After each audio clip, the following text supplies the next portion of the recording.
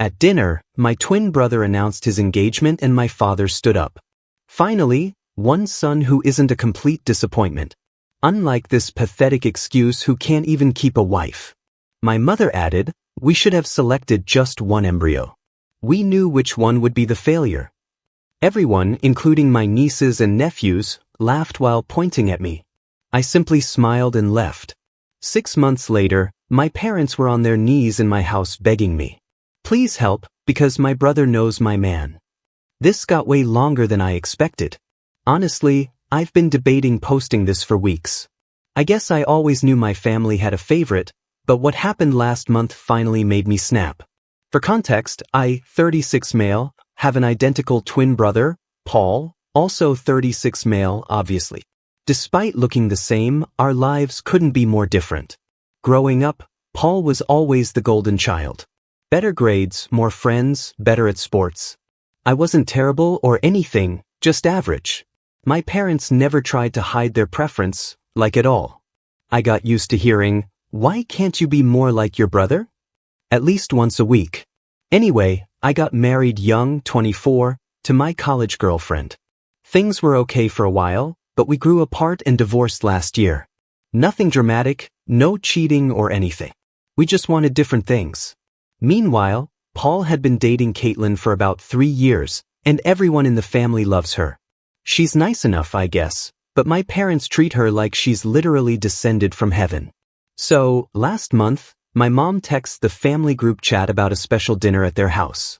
I almost didn't go, honestly wish I hadn't, but you know how it is with family. You keep showing up hoping things will be different. I arrived a bit late. Traffic was insane, and everyone was already there. My parents, Paul and Caitlin, our older sister and her husband, their 3 kids, and a couple of aunts and uncles. I grabbed a beer and tried to blend into the background like I usually do at these things. Halfway through dinner, Paul stood up and clinked his glass. The whole room went quiet as he announced that he and Caitlin were engaged. Everyone erupted in cheers and I genuinely smiled and congratulated them. I mean, despite everything, he's still my twin. I was happy for him. That's when everything went to hell.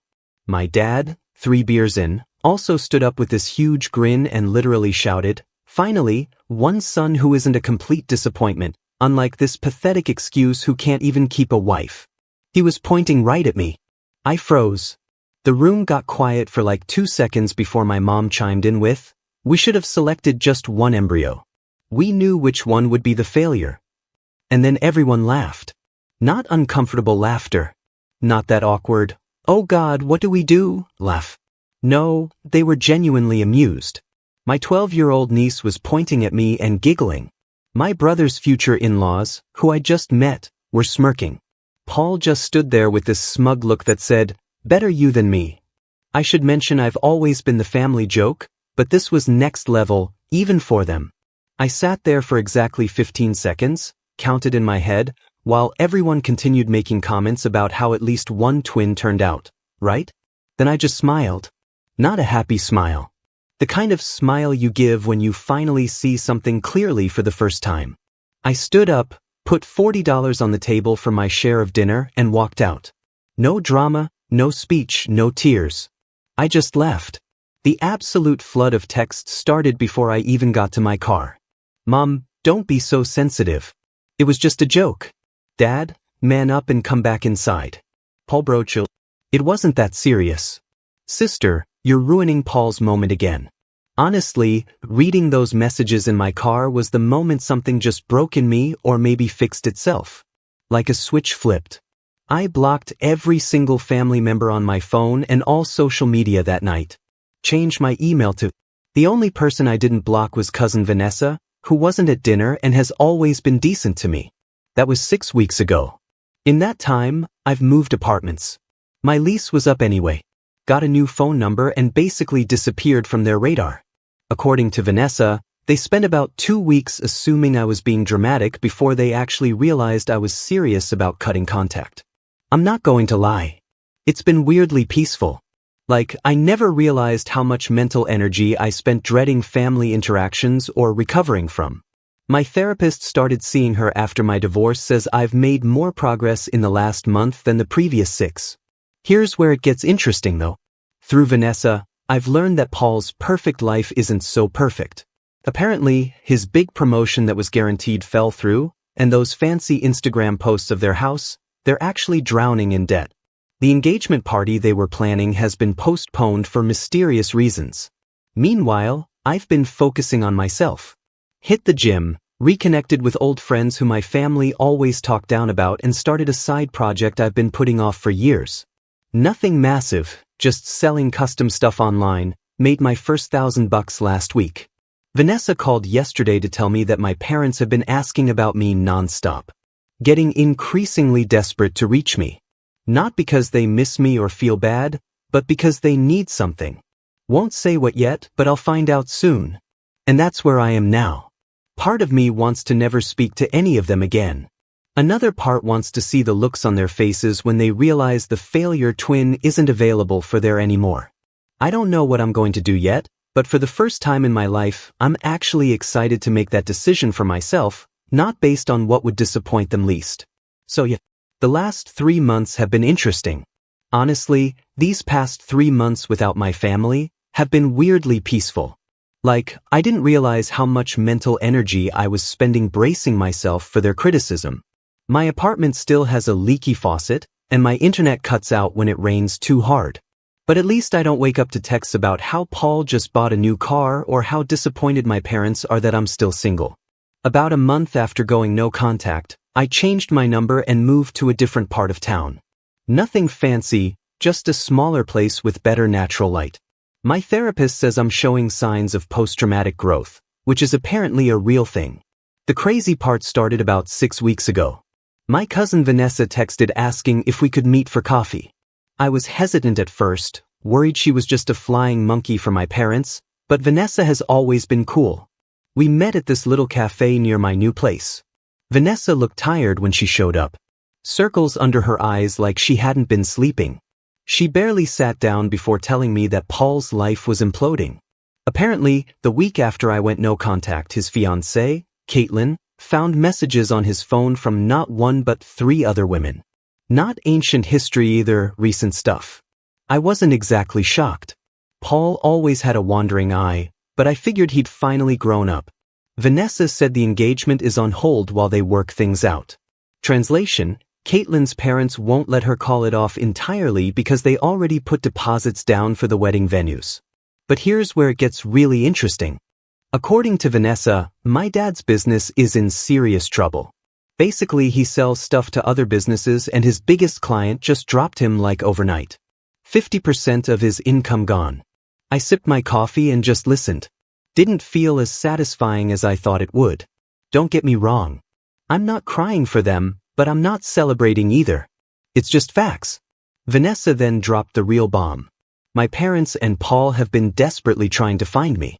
They've shown up at my old apartment multiple times, called my old work contacts, and even tried to get my ex-wife's new address from mutual friends. But because they need money. A lot of money. Turns out my brother wasn't just cheating on Caitlin. He was also mishandling funds at work. Nothing criminal, I think, but enough to get him demoted and put on probation. His fancy downtown apartment, yeah, he can't afford it anymore. The BMW he was so proud of might get repossessed. And my parents, who have been living beyond their means for years, are suddenly facing the reality that their golden child can't bail them out. Their house needs a new roof. Mom's credit cards are maxed out. And Dad's business might not make it to the end of the year. I'm not going to lie. I sat there feeling nothing. Not happiness, not anger, just nothing. Then Vanessa slid her phone across the table. On it was a series of texts from my mom. Please tell Ian we need to talk. This isn't a joke anymore, Vanessa. Tell him his father is having health problems from the stress. If he's still angry about the dinner, he needs to get over it. Family is supposed to help each other. That last one actually made me laugh out loud in the cafe. Where was all this family helps family energy when I was going through my divorce? When I was sleeping on a friend's couch for 3 months, when I needed a small loan to fix my car last year and they told me to be more responsible with money like Paul. Vanessa wasn't asking me to contact, she just thought I should know what was happening. She also mentioned that Paul had been asking about my side business. Apparently, he suddenly remembered that I'm good with that internet stuff and thought maybe I could hook him up. The audacity is almost impressive. I thanked Vanessa for the heads up and walked her to her car. She hugged me and said she was proud of me for standing up for myself. First time anyone in my family ever said those words to me. After that meeting, I went home and made a pros and cons list about getting back in contact with them. The cons list was 2 pages long. The pros list was blank. So, I decided to keep doing exactly what I've been doing, nothing. But then last week, something changed. I was grabbing groceries when I literally bumped carts with my father in the cereal aisle. It was the most awkward moment of my life. He looked old, gray, like he'd aged 10 years in 3 months. His cart had ramen noodles, cheap bread, and the store brand everything. For a second, I almost felt bad for him. Then he opened his mouth. He started with how I was being childish and needed to man up and help the family. When I didn't respond, he switched tactics, saying he and Mom missed me so much. When that didn't work, he finally got to the point. They needed me to lend them $50,000. I just stared at him. This man who called me a complete disappointment 3 months ago was now asking me for 50 grand. The absolute lack of self-awareness was staggering. I told him very calmly that I didn't have that kind of money to lend anyone. He scoffed and said he knew about my internet business. It's literally just a small Etsy shop that makes like $200 a week. And that family comes first. I just said, no, it doesn't. And walked away, leaving my half-filled cart in the aisle. Petty maybe. Satisfying? Absolutely. Since then, they've escalated. Paul showed up at my gym. No idea how he found out where I work out. Mom left a tear-filled voicemail on my work phone. Dad even contacted my ex-wife on Facebook to try to get to me. Yesterday, I got a formal-looking letter in the mail. It was an invitation to a family meeting at my parents' house this weekend. The tone was weirdly professional, like a business negotiation. The last line said, "We have a proposition that will benefit all parties involved." I'm curious enough that I'm actually considering going, not to help them, but to hear what exactly they think they can offer me. I've spent my whole life giving them chances they didn't deserve. Maybe it's time I flip the script. Whatever happens, I'm not that same pushover who walked out of dinner 3 months ago. I've got boundaries now and no amount of guilt tripping is going to make me cross them. Honestly, I never went to that meeting. After sitting on it for a day, I realized I was just setting myself up for more manipulation. Instead, I texted Vanessa that I wasn't coming and turned my phone off for the weekend. Took a solo camping trip to clear my head, just me, a tent with a small hole in it, and some questionable freeze-dried meals. It was exactly what I needed. When I got back and checked my messages, things had apparently gone nuclear in my absence. 15 missed calls from unknown numbers. 7 voicemails ranging from tearful mom to threatening dad, and 1 very interesting text from Vanessa. They're completely screwed. Paul got fired. Call me. I called her while making breakfast. Burnt toast and coffee, living my best life. According to Vanessa, who heard it from my sister, Paul hadn't just been mishandling funds at work. He'd been straight up using company resources for personal expenses. When they couldn't reach me for the bailout money, Paul panicked and tried to cover his tracks, which only made everything worse. He got fired and might actually face legal consequences. Not going to lie, I felt a weird mix of emotions. Part of me thought karma's a bitch, but another part just felt sad. Not for Paul specifically, but for the whole situation, like watching a car crash in slow motion. The real bombshell dropped 3 days later when my doorbell rang at 6 o'clock in the morning. I stumbled to the door in my pajama pants, expecting it to be a package delivery or something. It was my entire family. Mom, Dad, Paul, and even my sister, all standing on my doorstep looking like extras from The Walking Dead. Dad's eyes were bloodshot. Mom's makeup was smudged. Paul was wearing the same hoodie I'd seen him in on Instagram 4 days earlier. I almost closed the door, but curiosity got the better of me. I stepped outside instead of inviting them in. Boundaries, as my therapist would say, and asked what they wanted. Dad immediately launched into this bizarre speech about family sticking together and how blood is thicker than water. Mom kept trying to hug me while simultaneously complaining about how hard it was to find my new place. Paul just stared at the ground like a toddler caught stealing cookies. My sister looked like she'd rather be literally anywhere else. When I didn't immediately respond, Dad finally got to the point. In the 3 weeks since, their situation had gone from bad to catastrophic. Dad's business was officially failing. Suppliers were demanding payment up front because of his credit issue. They'd had to take out a second mortgage on the house. Paul was being sued by his former employer. Mom's shopping addiction had maxed out 12 credit cards. My sister's husband had lost his job and they'd moved into my parents' house with their kids. And the cherry on top, Caitlin had publicly dumped Paul on Instagram, tagging all his friends and family in a post detailing his cheating. The perfect golden son's reputation was in shambles. I just stood there in my old Star Wars t-shirt, feeling strangely calm. 3 months ago, this situation would have sent me into fix-it mode. I'd have been scrambling to help them, taking out loans, destroying my own financial future to save theirs. But now, Dad literally got down on his knees in my doorway. Not metaphorically, actually on his knees, begging me to help them, saying they needed $100,000 to save the house and deal with Paul's legal issues. I asked the obvious question.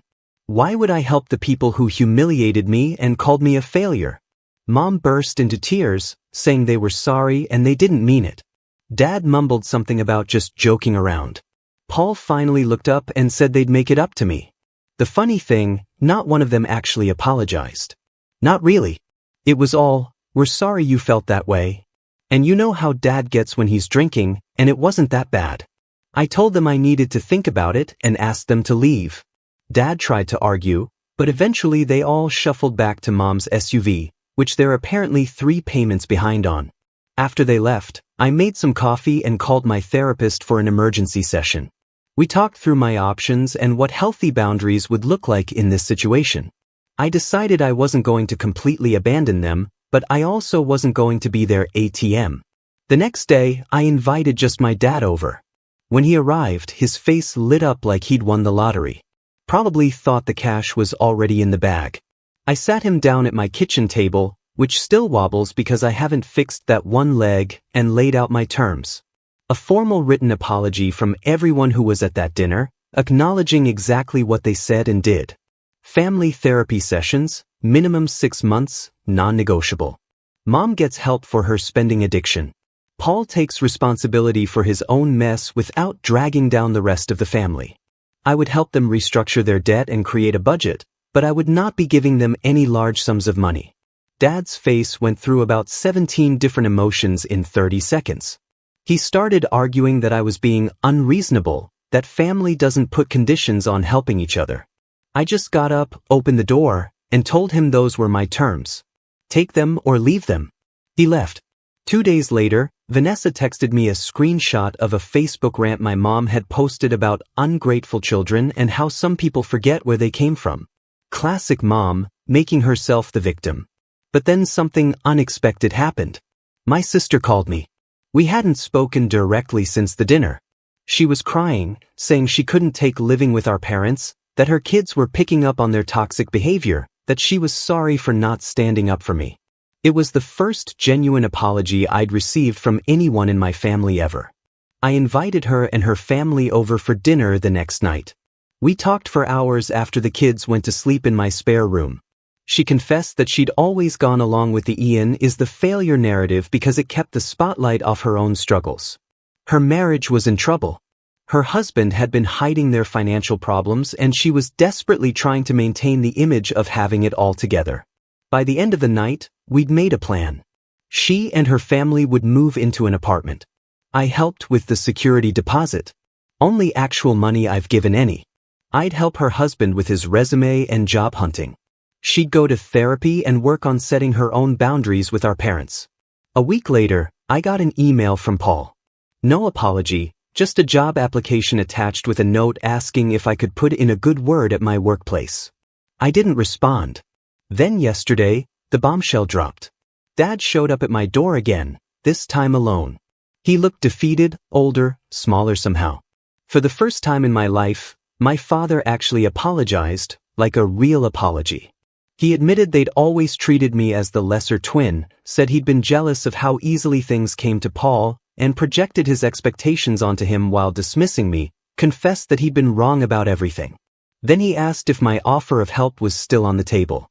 Not for money, but for the family therapy and budgeting help. I said yes, but my terms hadn't changed. All of them needed to acknowledge what happened and commit to the process. No quick fixes, no sweeping things under the rug. He agreed. We're starting family therapy next week. Mom's still resistant, making excuses about being too busy. Doing what? I have no idea since she doesn't work. Paul's agreed to come, but is still playing the victim. My sister and her family are all in. I don't know if this will fix anything. Family trauma doesn't heal overnight. But for the first time, I'm not the one carrying all the emotional weight. I'm not the designated failure anymore. The house with the leaky faucet and wobbly table isn't much, but it's mine. And when my family comes here now, they come on my terms.